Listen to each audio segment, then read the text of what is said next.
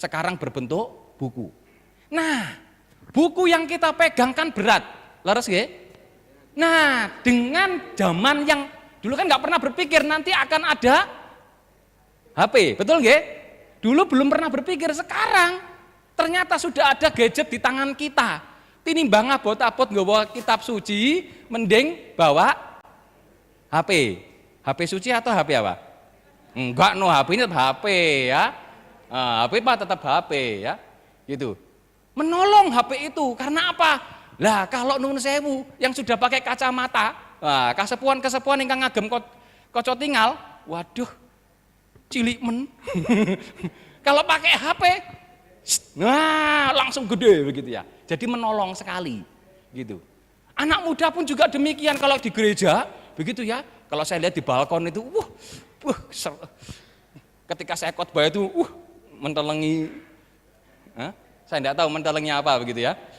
Mentelengi HP yang jelas, entah itu yang dibuka Alkitab, entah itu yang dibuka WhatsApp, entah itu yang dibuka TikTok, entah itu yang dibuka adalah YouTube dan sebagainya, nggak ada yang tahu. Tetapi itulah perkembangan yang saat ini terjadi. Besok kejadiannya apa? Nggak ada yang tahu. Wallahu alam husawab. Nanti kalau ditanya, Pak besok apa? Aku juga nggak tahu begitu ya. Jadi jangan tanya yang ini gitu ya. Oke, artinya next. Artinya apa? Next. Itu artinya. Nah selanjutnya. Nah disimpulkan bahwa perubahan adalah sebuah setuju enggak? Perubahan adalah sebuah kemestian. Bapak Ibu setuju? Siapa yang setuju angkat tangan? Oh enggak semua. Perubahan itu setuju enggak? Bapak Ibu dulu masih kecil, sekarang sudah tua. Loh itu berubah toh? Berubah. Dulu tangan kita, kulit kita masih kenceng, sekarang sudah enggak, dibotok kok. Jadi ya kan ada yang dibotok dan sebagainya, jadi masih tetap kenceng begitu ya, menolak tua. Ada gitu ya. Oke, tapi semua berubah enggak? Berubah, pasti ada perubahan. Tidak mungkin di dunia ini yang tidak jadi kalau kita melihat ada perubahan, jangan gagap. Ini persoalannya. Gereja pun kadang-kadang menghadapi perubahan itu gagap. GKJ apalagi. GKJ itu pakai streaming, pakai syuting, pakai apa lagi?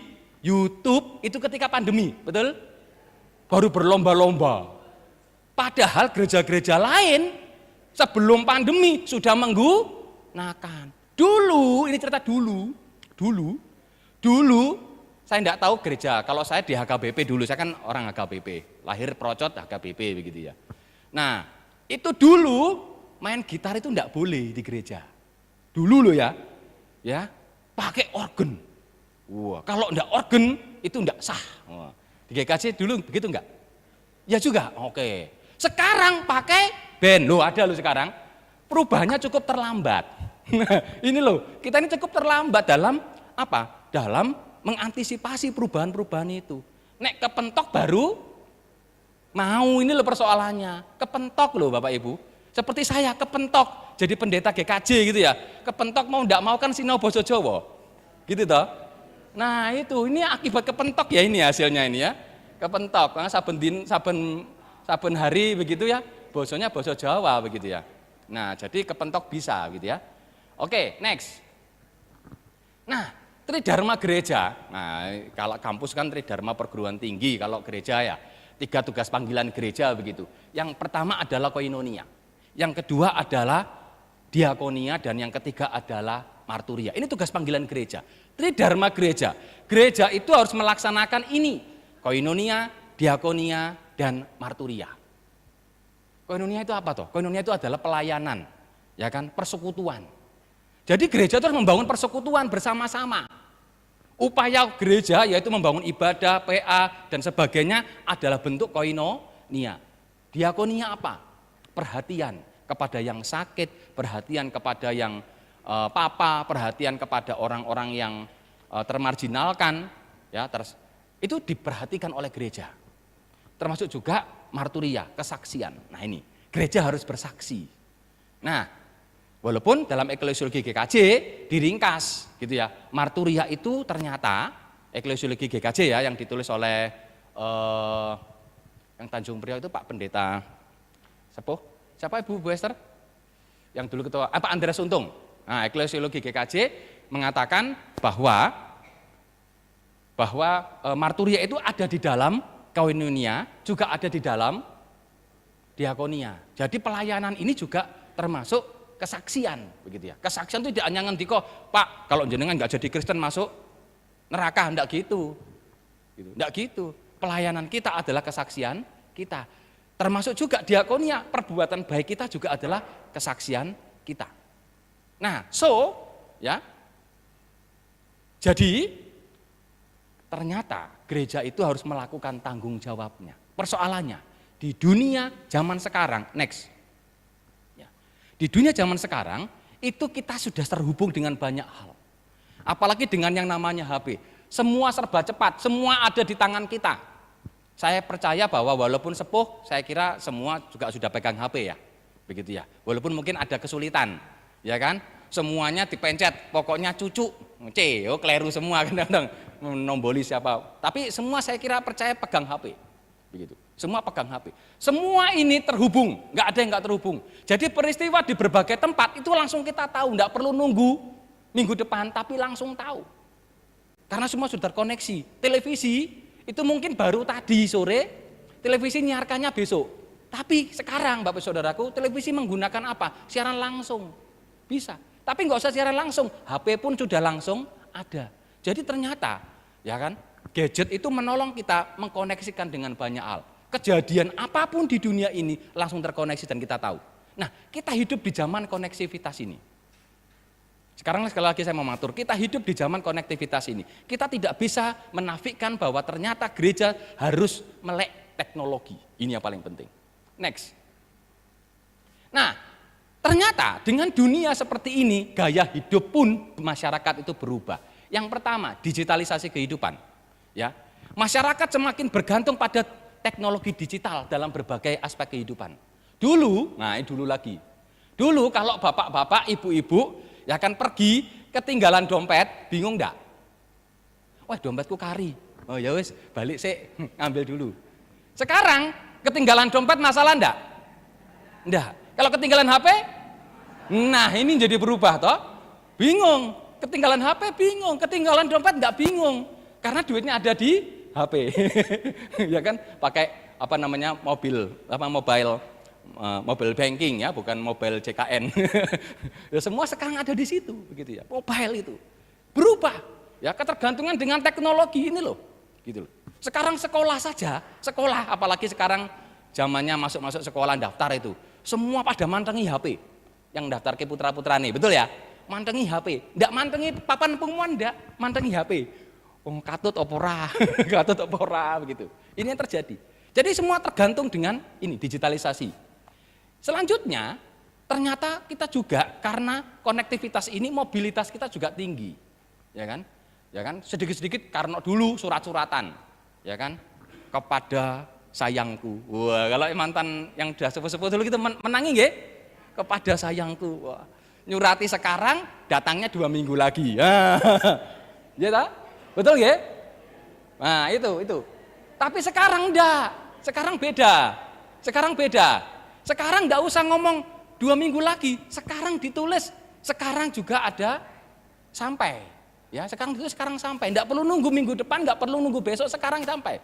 Jadi mobilitas kita semakin tinggi. Ada kabar nun sewu, Brayat meninggal. Kalau dulu pakai apa namanya yang paling cepat itu pakai apa kalau di Telkom itu? Telegram. Telegram itu pun cukup masih memakai masa ada waktunya. Kalau sekarang apa? Enggak. Ditelepon sekarang ya pakai WhatsApp sudah tahu. Seperti saya tadi baru makan ditelepon, Pak, ada yang meninggal dunia. Aduh, piye iki? Saya kontak majelis saya. Sini. Ini pripun niki? Oh iya, Pak Pendito telepon Rukti Loyo. Oke. Hai Rukti Loyo, berangkat. Oke. Panjenengan enggak berangkat, nanti aja. Nanti saya nunggu saya sampai sini, selesai. Langsung ke rumah sakit atau ke rumah duka. Oke, itu ya. Oke, cepet-cepetan aja ya, karena saya mau ke rumah duka. Nah ini mobilitas tinggi nih loh, Mobilisasi tinggi ini. Ditelepon kudu mangkat, begitu ya. Kok yo tadi paket datanya tak uripke gitu ya. Ngerti ini. Kepikiran di sini. Kepikiran. Nanti kata tadi saya silent saya matikan paket datanya kan tahunya nanti gitu ya. Oke, karena ini mobilitas tinggi ya seperti ini. Ya kan? Pendeta pendeta yang selalu di luar rumah. Di luar rumah. Oke, next. Nah, muncul apa? Individualisme. Sekarang, Bapak Ibu, individualisme muncul. Contoh anak-anak kita atau keluarga kita. Dulu kalau kumpul-kumpul bareng seneng ya. Sekarang coba di rumah pegang HP masing-masing, kira-kira ngobrol enggak? Enggak. Anak di pojok sana, ibu di pojok sana, bapak di pojok sana. Loh, individualitasnya muncul. Harusnya ada doa bersama, tadi betul apa kata Bu Pendeta Esther. Doa bersama itu penting, karena apa? Sudah muncul sikap individual itu. Di rumah saja paling contoh. Ya, sudah sendiri-sendiri. Gak usah Bapak Ibu, saya pun demikian, begitu ya. Sama, gitu ya. Sudah pegang HP sebelah sana, pegang sebelah sana, pegang HP. Inilah kenyataan real, gak bisa dinafikan. Ini kita alami saat ini. Nah, yang selanjutnya, yang keempat yaitu apa? Pluralisme. Jadi ternyata anak-anak kita pun juga belajar, ya kan, dari banyak hal, informasi banyak hal. Contoh kita nonton YouTube, gitu ya, ya kan, semua denominasi agama menyiarkan siaran mereka masing-masing, ya kan, gitu. Persoalan setuju tidak setuju, persoalan lain, tapi ternyata semua ada di situ, di TikTok dan sebagainya, semua muncul. Jadi ternyata kita hidup dalam keberagamaan yang harus kita sadari bahwa kita tidak hidup sendiri, tetapi kita hidup majemuk. Ini yang paling penting. Next. Nah, perkembangan teknologi dan media digital. Nah, media digital ya kan ternyata itu sebagai sarana kita ya saat ini ya. Gereja harus memahami bahwa ternyata saat ini kemajuan teknologi itu memungkinkan konektivitas. Yang kedua, ya kan? Tantangan penggunaan media sosial ini loh. Tadi ada kesempatan tapi juga ada peluang tapi juga ada tantangan. Tantangannya ini apa? Ini loh. Bahwa ternyata bisa jadi HP, teknologi itu mengikis kebersamaan kita. Gitu. Menolong kita iya, waktu pandemi apalagi rapat majelis pakai Zoom. Enggak usah Zoom, pakai HP telepon bareng-bareng itu kan ada tuh ya. Wah, itu kalau dulu masih pandeminya masih gawat-gawatnya, sudah sidang majelisnya pakai HP. Gitu. Telepon, gimana keputusannya? Oke, seperti ini. Oke, sudah ya gitu aja. Iya. Enggak rame. 5 menit selesai kok rapatnya. Tapi kalau rapat bersama-sama, wah bisa 3 jam nggak rampung-rampung begitu ya. Ditambah gebrak-gebrakan meja. Itu apalagi. Gitu. Nah inilah saudara, bahwa tantangan penggunaan media sosial itu ada di tengah-tengah kita. Next. Ya. Nanti ini bisa dibagi Bapak Ibu, materi ini bisa Bapak Ibu beri. Nanti panitia mohon nanti bisa dibagikan kepada peserta begitu ya. Oke, saya membagikan ini. Yang ketiga, pemanfaatan teknologi untuk pelayanan. Nah ini penting juga. Jadi selain ada tantangan tapi juga ada peluang. Apa? Teknologi. Ya kan? Sekarang ternyata ketika kebaktian tetap disoting, ada yang disoting. Supaya apa? Yang di rumah-rumah tetap bisa terlayani. Ini luar biasa, ini peluang loh. Peluang.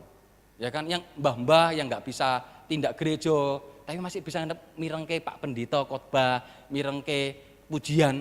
Ternyata mereka tertolong. Gak usah begitu saja, sekarang renungan harian, mungkin bukan gereja kita.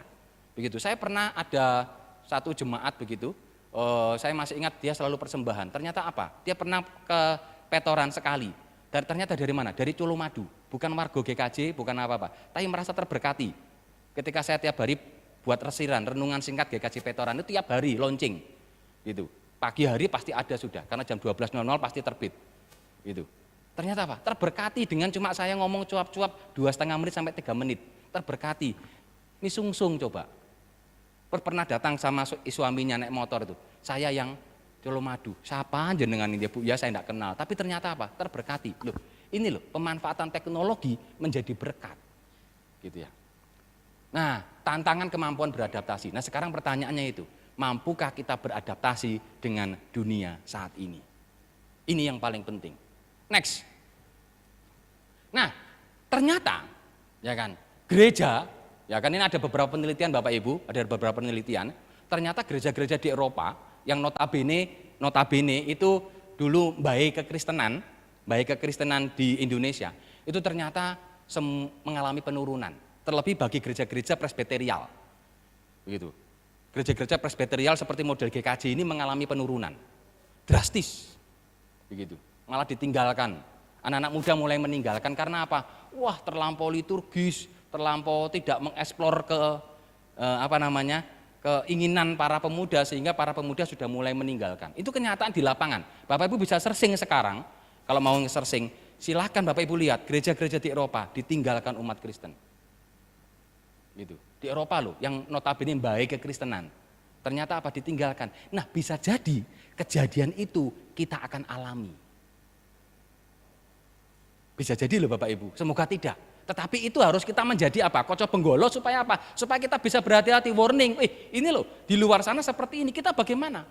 Ya, ini loh, menjadi gap generasi. Ternyata apa? Terdapat kesenjangan antara gereja yang cenderung tradisional, nah ini loh, cenderung tradisional itu dengan gaya hidup dan preferensi generasi muda yang lebih modern dan digital. Gitu. Ini kenyataan di lapangan Bapak Ibu Saudaraku.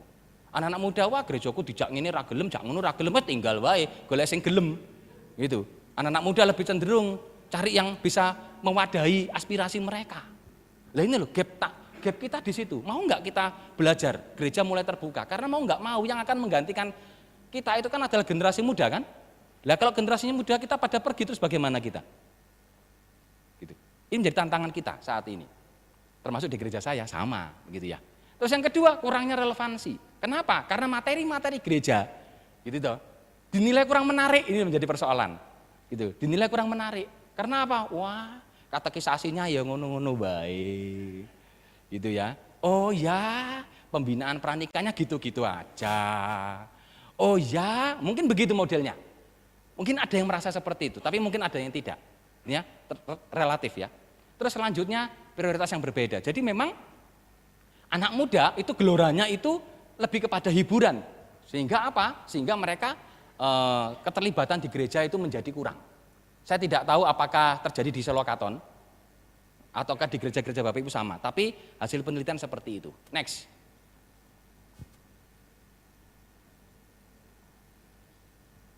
Lanjut Mas.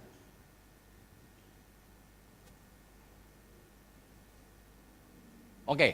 Nah, ada beberapa konflik.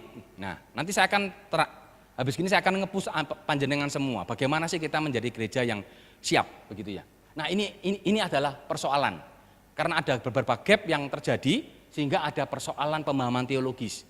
Sekarang dengan dunia digital nuwun sewu, kita bisa banyak tahu dari apa? Dari YouTube misalnya. Anak-anak kita belajar dari YouTube.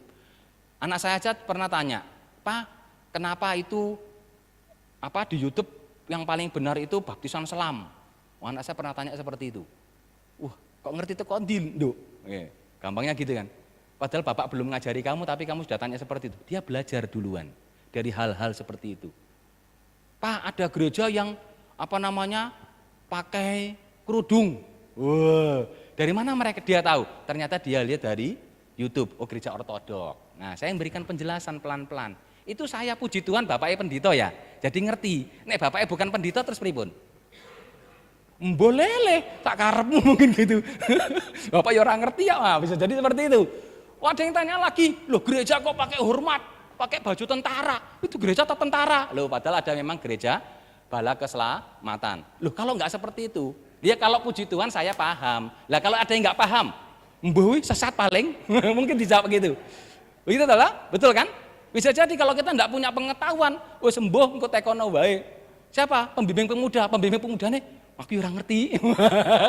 Wah jebule padha wae. Nah ini kenyataan ya. Ternyata apa? Perbedaan teologis itu bisa kita dapatkan di mana? Di gadget kita.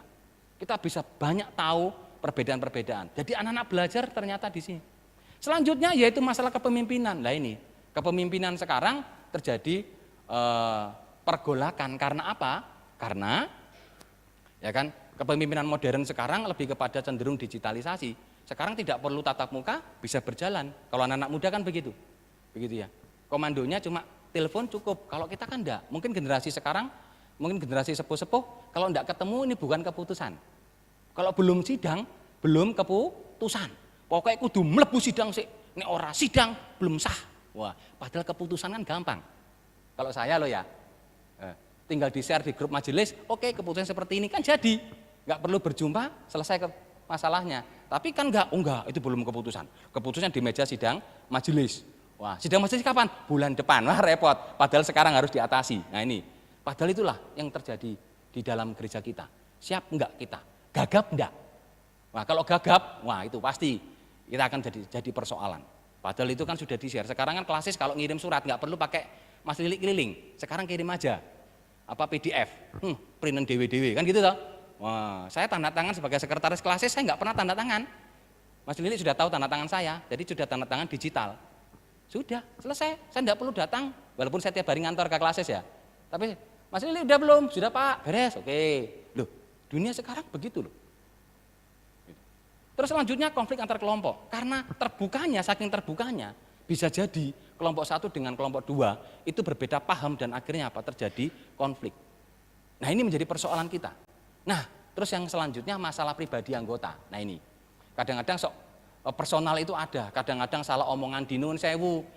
Kan ada grup ya, grup majelis misalnya atau grup apalah, kelompok curhat atau kelompok apa begitu ya di grup apa di jemaat itu.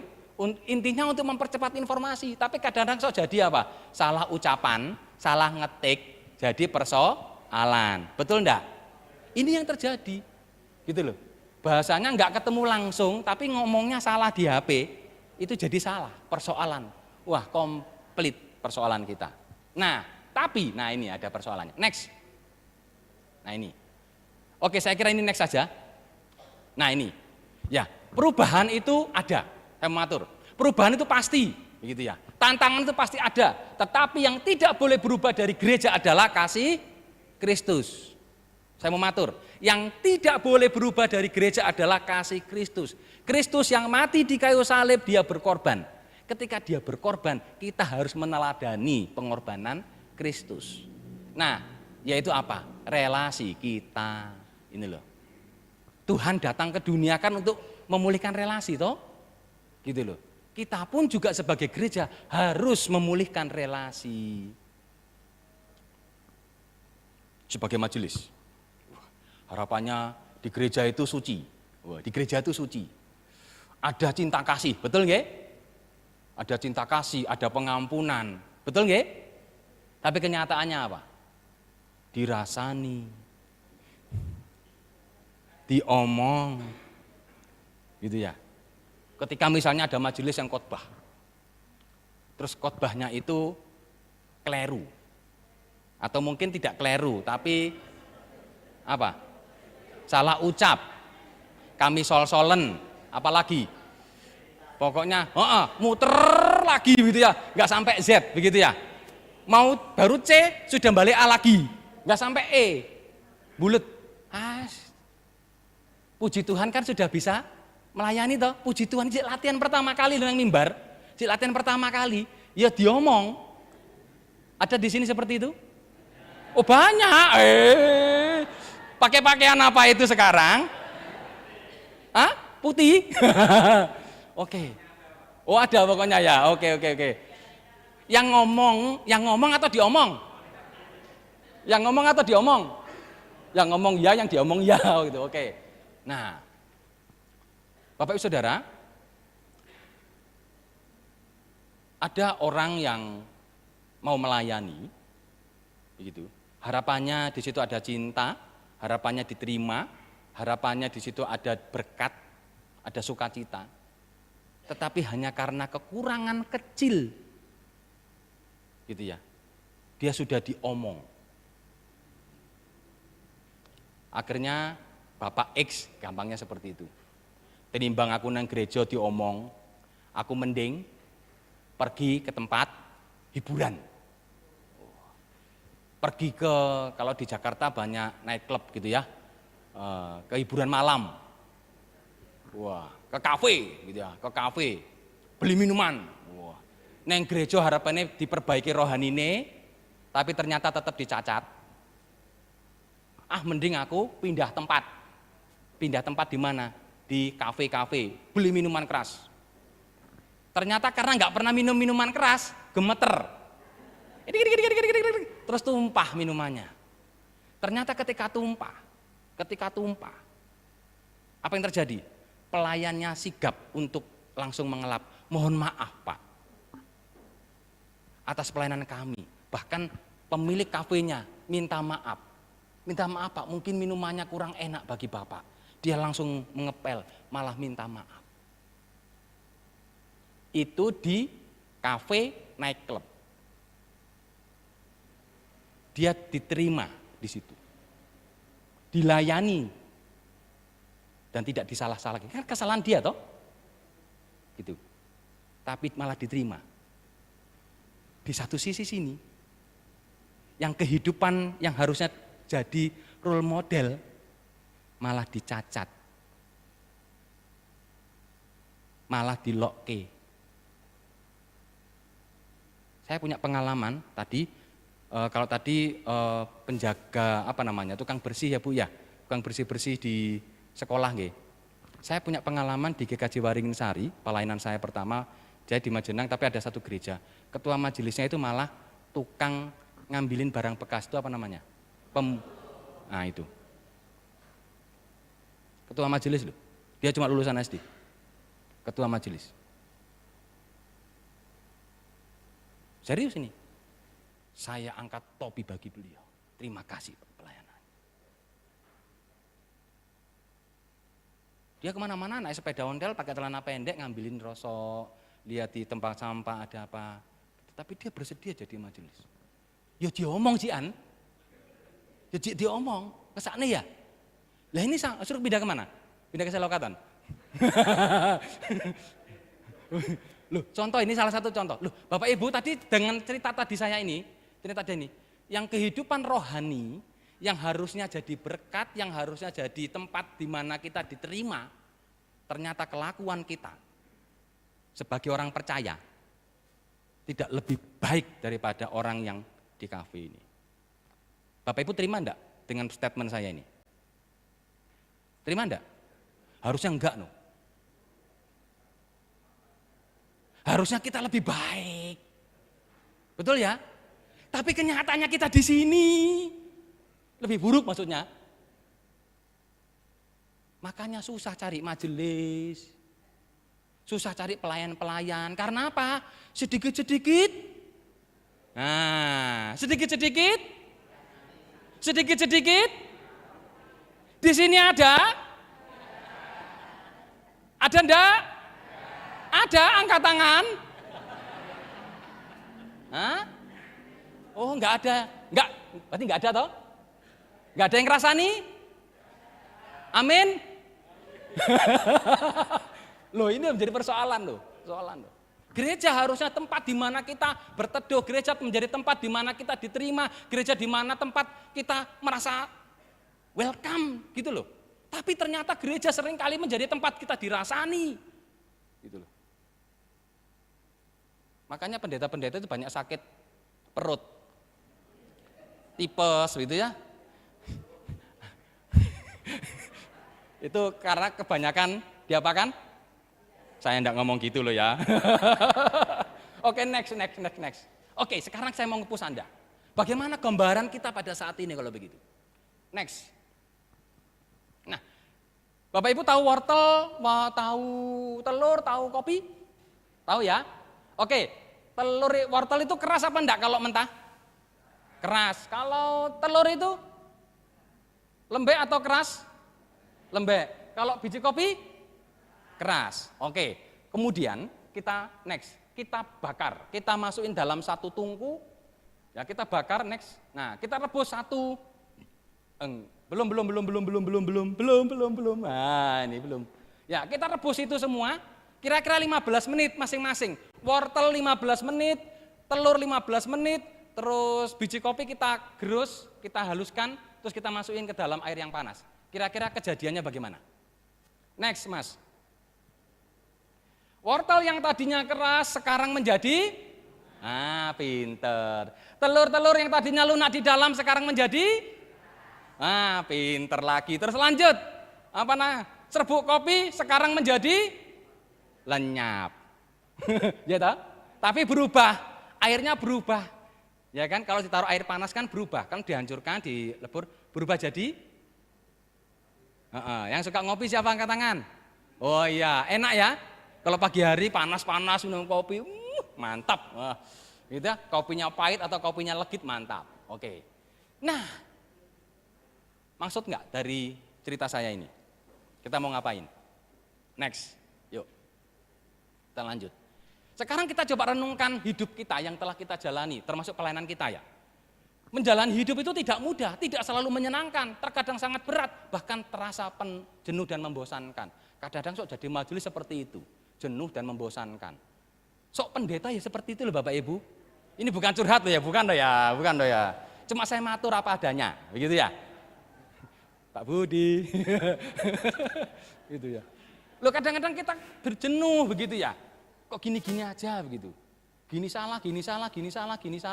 Ya wis lah sakarepmu akhirnya gitu. Gitu ya. Next. Begitu ya.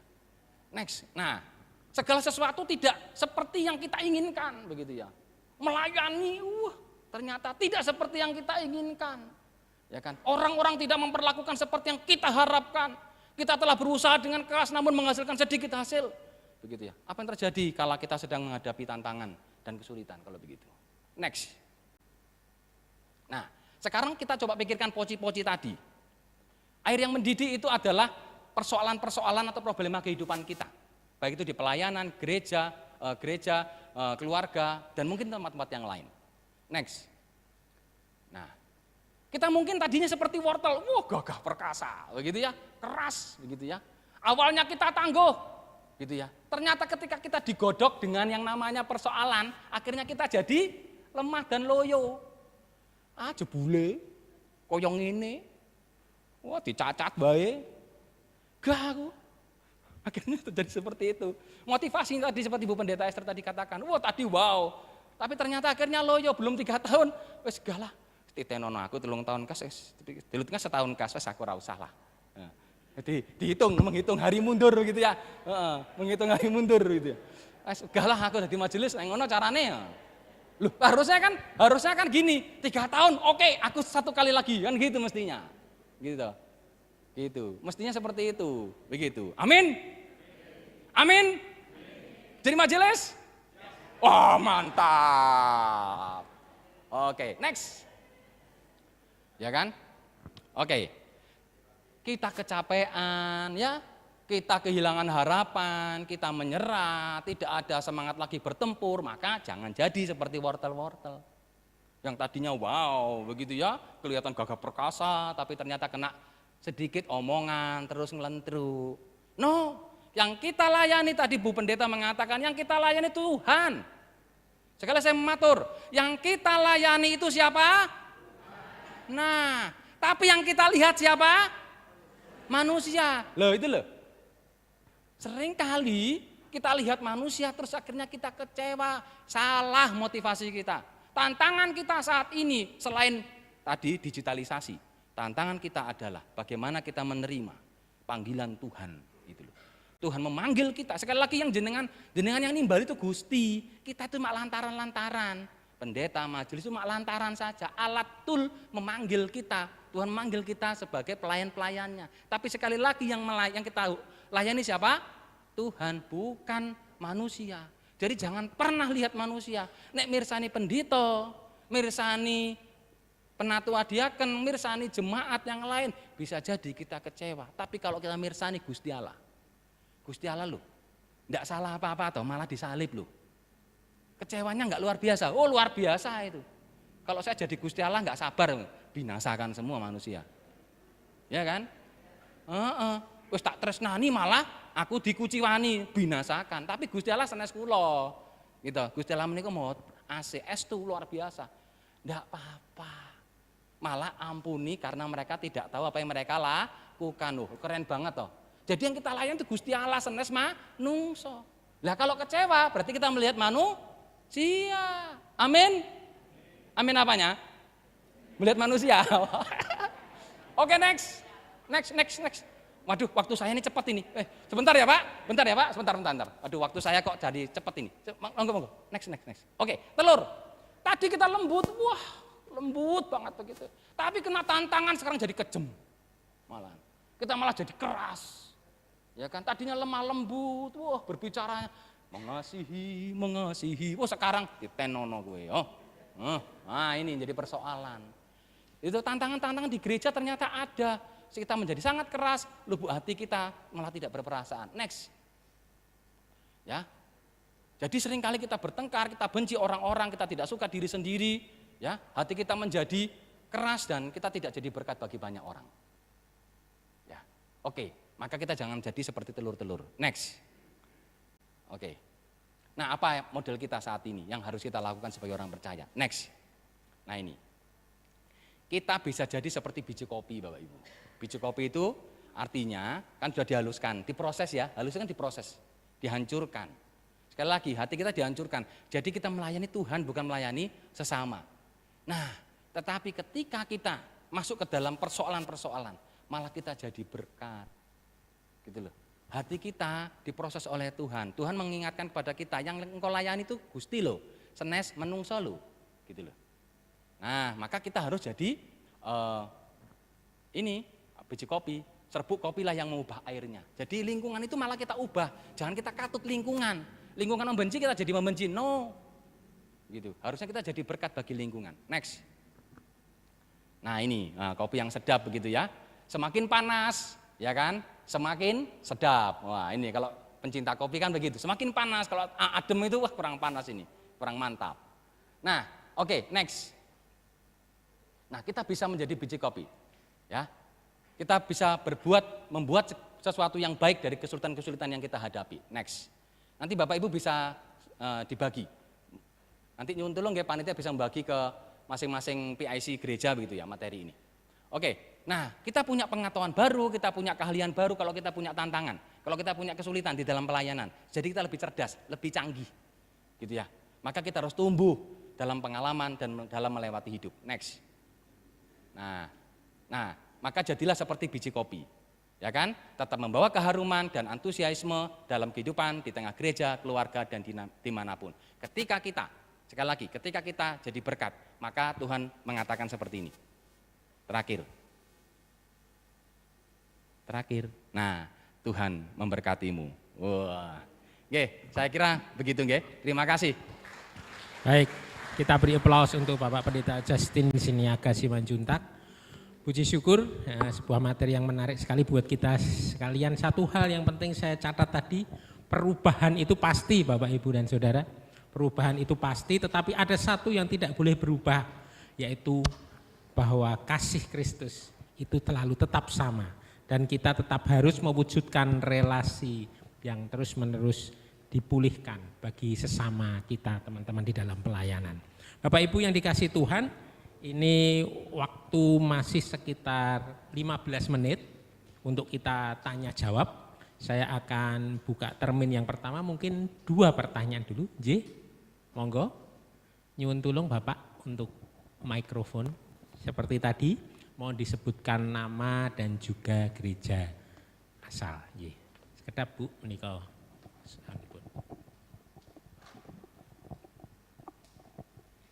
Iya, terima kasih. Bapak Pendeta Justin, selamat malam. Begini Bapak, salah satu informasi, mohon maaf, nama saya Ibu Wandini dari GKJ Cakraninggeratan. Bu Wandini. Iya, begini Bapak, salah satu informasi yang tepat sampai ke masyarakat adalah melalui sosmed seperti YouTube, TikTok, dan Facebook. Termasuk di dalamnya adalah konten ideologi yang menyerang iman Kristen bagi warga Kristen yang kurang bijaksana atau tipis imannya sangat mengkhawatirkan. Nah, pertanyaan saya Bapak, bagaimana pembinaannya? 2, apakah perlu para pendeta atau penggiat rohani Kristen di Klasis Solo membuka ruang terbuka di sosmed untuk mendengarkan dan menjawab pertanyaan warga Kristen Klasis Solo pada khususnya. Demikian Bapak, terima kasih. Terima kasih Bu Antini. Satu lagi pertanyaan Bapak Ibu. Oh nggih, monggo. Satu dulu nggih Bu, menika.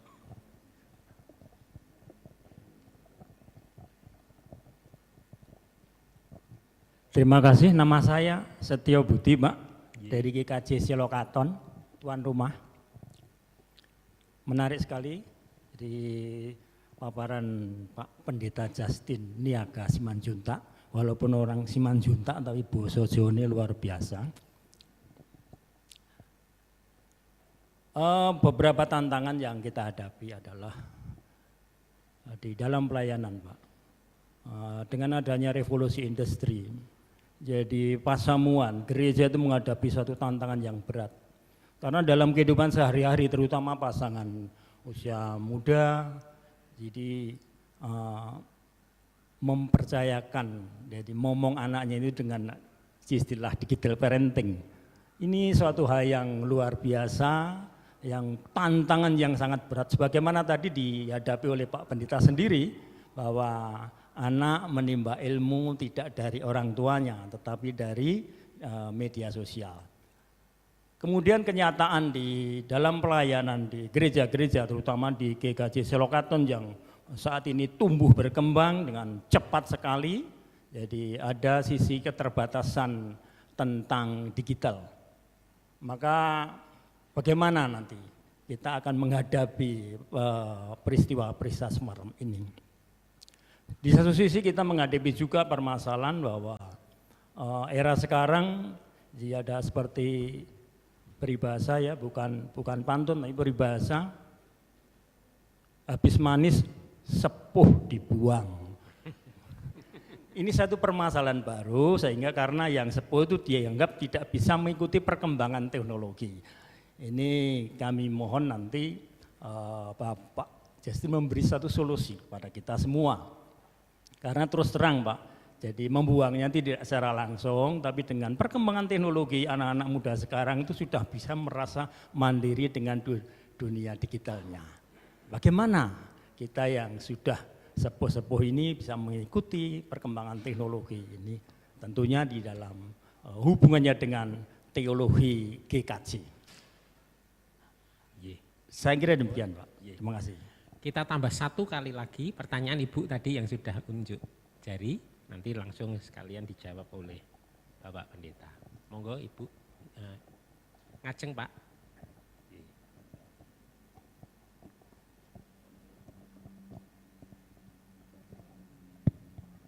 Terima kasih, nama saya Ina Agustiningsih dari GKJ Bibis Luhur.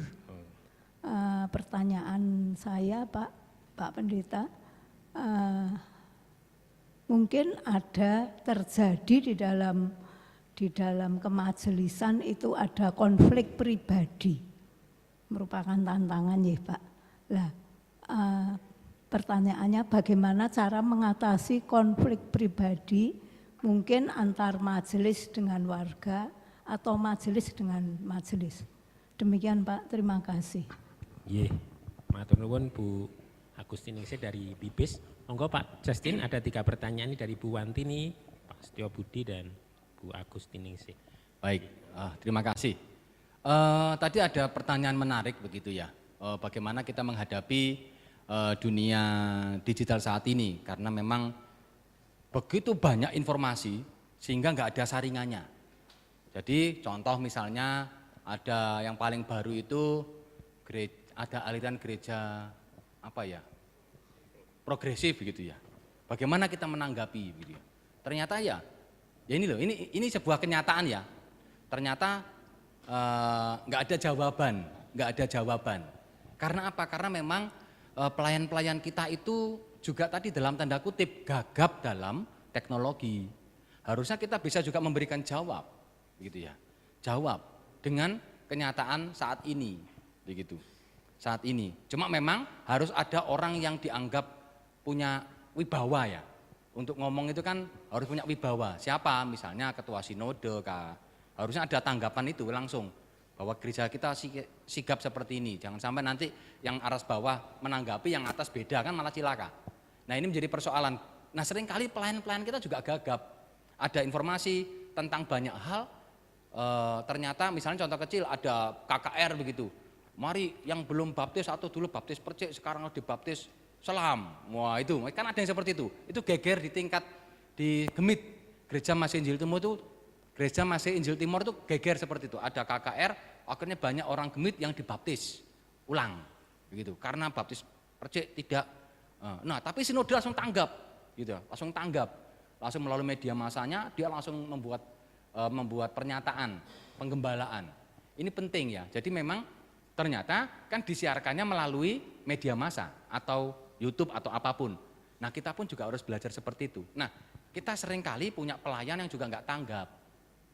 Itu. Nah ini perlu pembinaan ya. Mungkin pembinaan ini Bu ya. Pembinaan berkenaan dengan hal seperti itu. Baik itu bagi para pelayan-pelayan yang pengambil kebijakan itu juga harus dilakukan pembinaan. Nah tadi saya setuju begitu. Kalau misalnya yang jadi masukan ya Bu ya. Baik Klasis Solo begitu. Ada nggak sih ruang misalnya ruang diskusi gitu ya, mungkin ya ini jadi masukan persidangan besok, misalnya kita buat pembinaan apa, jadi melalui online begitu ya, jadi nanti bisa jadi nanti itu melalui ruang Zoom, terus kemudian di YouTube-kan dan sebagainya, jadi pada tahu informasi itu.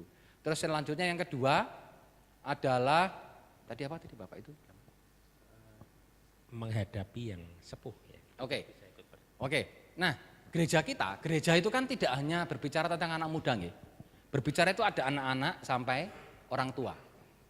Begitu. Tadi saya setuju dengan Ibu Pendeta Esther. Kenapa? Karena memang kita butuh rem. Kasepuan itu adalah tukang ngerem, gitu ya. Ya, ngerem. Tapi harapannya adalah kasepuan juga belajar, begitu. Belajar tentang apa? Tentang dunia yang sudah berubah. Kadang-kadang sok begini, ya kan? Dulu, nah ini loh, dulu itu enggak seperti ini, sekarang kok jadi seperti ini. Nah ini jadi repot, ya kan? Kadang-kadang pikirannya masih pakai tata gereja dulu, padahal tata gerejanya sudah berubah. Paling kenyataan, real, kenyataan. WCC itu saya baca tahun 1994. WCC itu Dewan Gereja-Gereja Sedunia. Gitu ya. Berarti kita kan di bawahnya WCC. Jadi Sinode GKJ kan atasnya ada PGI, ngerti gitu? PGI atasnya WCC. WCC itu malah dalam surat penggembalaannya mendorong begitu ya, bahwa anak-anak ikut perjamuan kudus tahun 1994. Dokumennya masih ada. Bapak Ibu bisa searching. Gitu. Kita sampai sekarang itu loh masih bertengkar. Gitu toh? Masih bertengkar. Kudune anak-anak kan sudah ikut perjamuan kudus. Enggak, dulu lah nggak ngerti sejarah sih masalahnya. Padahal itu ada sejarahnya, begitu. Tata gereja kita sudah berubah. Tata gereja ini contoh kecil ya, contoh kecil. Jadi maksud saya gini, para kasepuan juga harus belajar nun sewu, belajar pokok-pokok ajaran, juga belajar tata gereja, tata laksana. Pokok-pokok ajaran aja sudah berubah loh. Anak-anak diperkenankan, pokok-pokok ajaran. Tata gereja malah bunyi, gitu loh. Malah pertelaan itu sudah bunyi, gitu. Pertelaan GKJ sekarang yang baru. Itu sudah bunyi, anak-anak ikut perjamuan. Nah kita saja yang belum, nah itu loh. Kadang-kadang kita terhambatnya di situ, ngomong sing sepuh-sepuh, yang sepuh-sepuh juga nggak mau belajar, persoalannya ke sana itu loh. Harusnya sepuh-sepuh juga belajar, kita juga harus menerima pengajaran yang kesepuhan. Nah ini yang jadi persoalan adalah kadang-kadang sok seperti itu. Ini di WCC ya, di WCC seperti itu mendorong. Nah memang persoalan teknis adalah penjemaatan ini yang paling penting, penjemaatan. Dan juga harus terbuka ya, harus terbuka. Semua pasti berubah, begitu loh. Gak mungkin sama, begitu. Gak mungkin sama. Sekarang Sinode GKJ terbuka. Monggo Bapak Ibu yang belum mengikutkan anak-anak perjamuan kudus, monggo. Informasi ini menjadi satu acuan, begitu ya. Ini contoh kecil ya, ini salah satu contoh saja. Perubahan itu ada. Yang sepuh juga belajar dan terbuka, yang muda juga menghormati yang sepuh ini. Jadi bukan yang sepuh terus dibuang, tidak. Begitu ya. Yang sepuh tetap harus terbuka dan tetap melayani. Ngoten nggih, Pak? Siap. Oke, yang terakhir tadi Konflik pribadi. Oke, konflik pribadi. Nah, konflik pribadi itu di mana-mana ada. Konflik di mana-mana ada. Rasul Paulus pun konflik dengan siapa? Dengan teman seperjalanannya siapa? Ah itu, konflik toh? Konflik. Jadi itu konflik itu pasti ada, gitu. Nggak mungkin nggak ada, konflik itu pasti ada. Contoh lagi, ketika Rasul Paulus jadi rasul, konflik enggak? Itu sampai ada sidang di Yerusalem loh.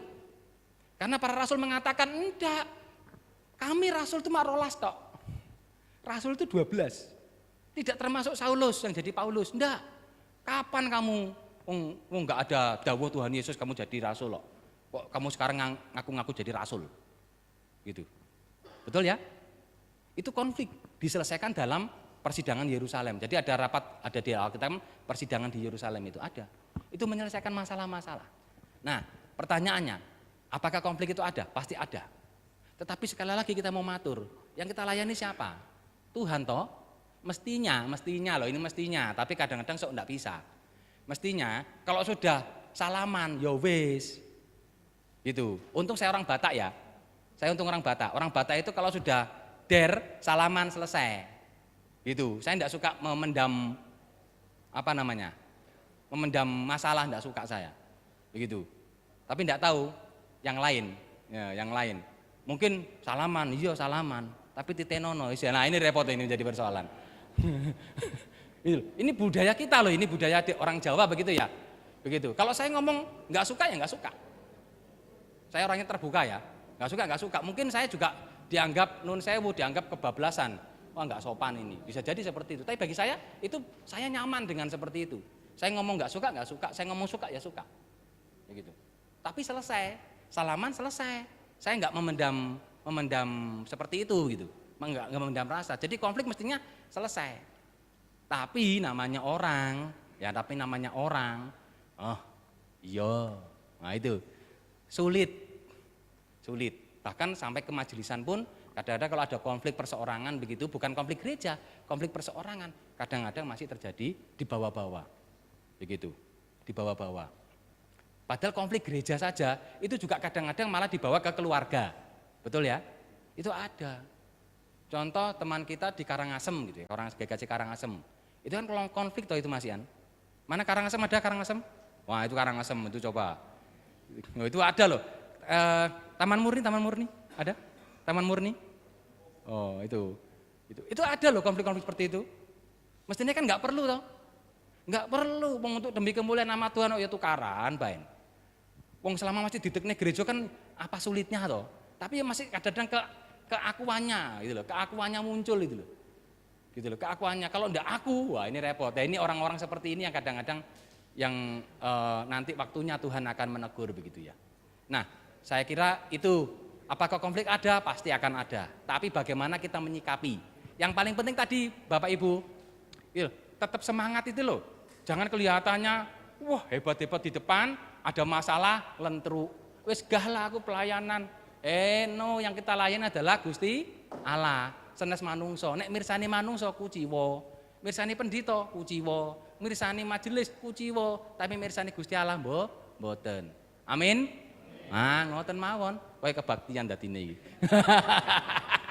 Nggih. Terima kasih Pak Justin, terima kasih Bapak Ibu, luar biasa paparan materi pada malam hari ini. Namun sayang sekali karena waktu kita juga terbatas, kita harus mengakhiri pertemuan kita, tetapi kita yang akan terus kita ingat bahwa hari ini kita sudah belajar melayani dengan benar. Mengapa tidak? Ya karena kita melayani Allah kita yang sudah lebih dahulu melayani kita. Dan perubahan akan terus berjalan, tetapi tidak boleh berubah, yaitu kasih Kristus dan kasih kita kepada sesama. Kita beri aplaus kepada Bapak Justin Niaga Simanjuntak dan juga Ibu Pendeta Esther. Kita bersyukur beliau sudah meluangkan waktu berbagi sharing kebenaran firman Tuhan kepada kita sekalian. Kita akan tutup acara ini Bapak Ibu, dan mari kita renungkan penerapan kita masing-masing untuk kita implementasikan di gereja kita dan pelayanan kita masing-masing. Kiranya Tuhan memberkati Bapak Ibu sekalian. Waktu selanjutnya akan kami serahkan kepada Bu Dian Paula sebagai MC. Monggo.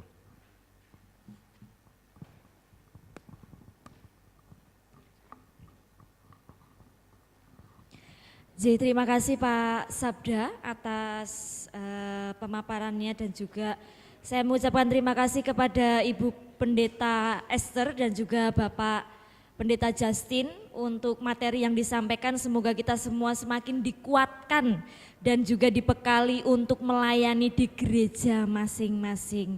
Saya juga mengucapkan terima kasih kepada Bapak Sabda Wahyudi selaku moderator yang sudah membantu kita pada malam hari ini. Saya juga mengucapkan terima kasih atas partisipasi Bapak Ibu sekalian. Terus setia melayani Tuhan karena setiap pelayanan kita tidak akan pernah kembali dengan sia-sia. Amin Bapak Ibu. Amin. Sepertinya semua sepakat tidak ada yang ongap-angop hari ini ya. Sebelum kita tutup di dalam doa, akan ada penyerahan kenang-kenangan dari GKJ Selokaton yang akan diwakili oleh Ibu Lydia Sri Rahayu. Untuk pembicara yang pertama kepada Ibu Pendeta Esterela boleh maju ke depan dan juga Bapak Pendeta Justin boleh maju ke depan. Ada sedikit kenang-kenangan dari GKJ Selokaton. Ini mohon maaf untuk MC-nya tidak ada gitu.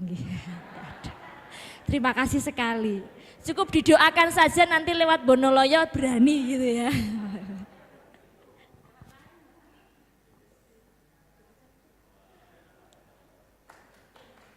Kasih tepuk tangan Bapak Ibu.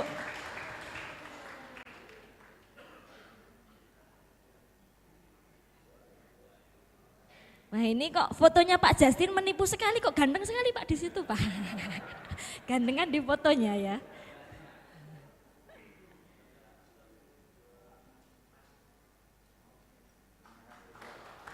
Kita kasih tepuk tangan yang meriah, terima kasih kepada Ibu Lydia Sri Rahayu. Mohon maaf Ibu Esther, Bu Pendeta Esther boleh tetap berada di tengah. Saya mohon izin untuk menutup di dalam doa sekalian, begitu. Iya. Terima kasih.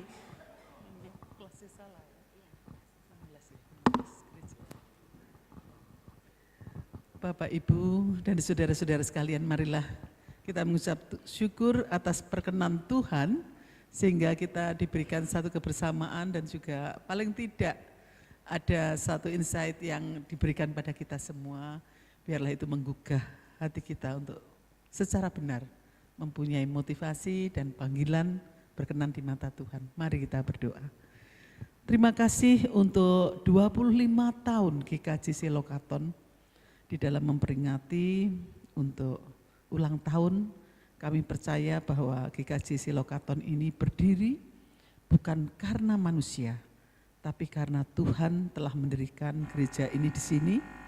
Dan kami percaya bahwa Tuhan selalu bersama. Namun di dalam satu gereja bisa saja ada kerapuhan manusia di dalam panggilan untuk bagaimana mengerjakan bagian Tuhan. Kiranya Tuhan berikan satu semangat, berikan satu kebenaran-kebenaran Tuhan di dalam melakukan satu kehendak-Mu Tuhan. Kami percaya bahwa gereja ini berdiri karena perkenan Tuhan dan Tuhan juga akan selalu menjaga, dan biarlah jemaat-Mu di sini berlomba-lomba untuk memberikan diri bagi kemuliaan Tuhan di dalam pelayanan. Demikian juga Bapak Budi yang dengan setia telah memberikan diri untuk melayani di sini.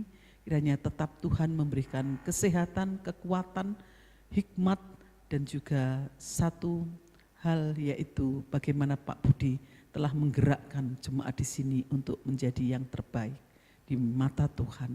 Terima kasih, kami serahkan untuk pembangunan-pembangunan yang dilaksanakan, kiranya Tuhan juga mencukupkan. Terima kasih untuk hati jemaat yang ada satu kesatuan untuk bagaimana memberikan yang terbaik bagi gereja ini.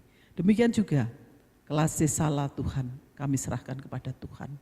16 gereja Tuhan kumpulkan di dalam satu klasis. Kami percaya bahwa klasis ini juga ada satu kesatuan hati untuk saling melihat, saling menguatkan, dan juga saling membangun untuk semuanya bagi kebesaran Tuhan. Terima kasih, kami serahkan gereja-gereja yang di dalam satu klasis salah ini akan menjadi berkat bagi umat dan juga bagi sesama di dalam pelayanan ini. Terima kasih Tuhan. Kami juga mengucap syukur untuk Bapak Simanjuntak, Justin Simanjuntak, yang di dalam perjalanan kehidupannya untuk bagaimana dipakai Tuhan luar biasa, dan ini menjadi pembelajaran bagi kami semua bahwa tidak mustahil bagi Tuhan untuk memilih hambanya. Terima kasih. Kami serahkan juga Solotek ke dalam tangan Tuhan. Dari kecil biarlah menjadi besar, tapi biarlah ada satu kesatuan hati, kekuatan, semangat, sehingga Solotek nantinya akan menjadi universitas Kristen yang menjadi berkat dan benar-benar menjadi satu pemulihan-pemulihan di sekitar Salak ini. Terima kasih Tuhan, kami serahkan para dosen, Engkau berkati dengan segala hal, kiranya dapat didukung untuk bagaimana memberikan yang terbaik di dalam pengajaran, di dalam penelitian maupun di dalam PKM. Kami serahkan malam hari ini untuk segala sesuatunya, biarlah jemaat yang merasakan hari ini diberkati dapat melakukan panggilan Tuhan dengan motivasi yang benar karena Tuhan bersama di dalam pemberian panggilan dan motivasi ini. Kami serahkan untuk hidup kami, semuanya hanya di dalam satu nama, Tuhan kami Yesus Kristus yang selalu menyertai kami dengan hikmat-Mu. Amin. Terima kasih kepada Ibu Pendeta Esther. Demikian berakhirlah seluruh rangkaian acara kita pada hari ini Bapak Ibu. Mewakili GKJ Selokaton, Universitas Kristen Indonesia dan juga Universitas Kristen Teknologi Solo, kami mengucapkan terima kasih atas kehadiran dan juga partisipasi dari Bapak Ibu sekalian. Semoga Tuhan memberkati kita semua dalam setiap pelayanan kita.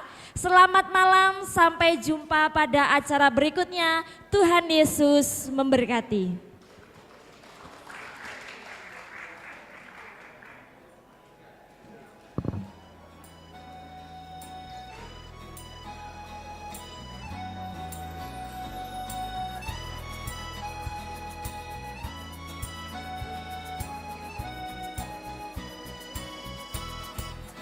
Tuhan mengutus kita ke dalam dunia, bawa pelita kepada yang gelap. Meski dihina serta dilanda duka, harus melayani dengan sepenuh, dengan senang, dengan senang. Marilah kita melayani umat-Nya dengan senang, senang, berarti kita memuliakan nama-Nya.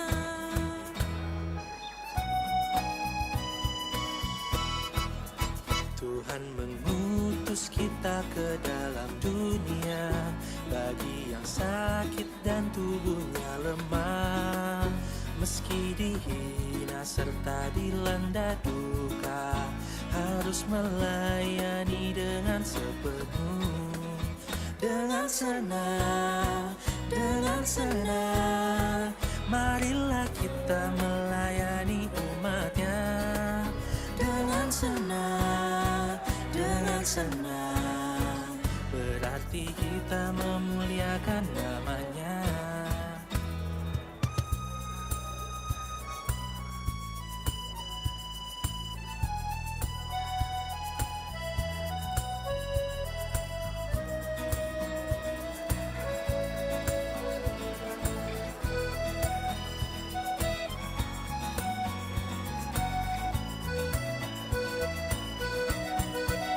Tuhan mengutus kita ke dalam dunia, untuk yang miskin dan lapar berkeluh.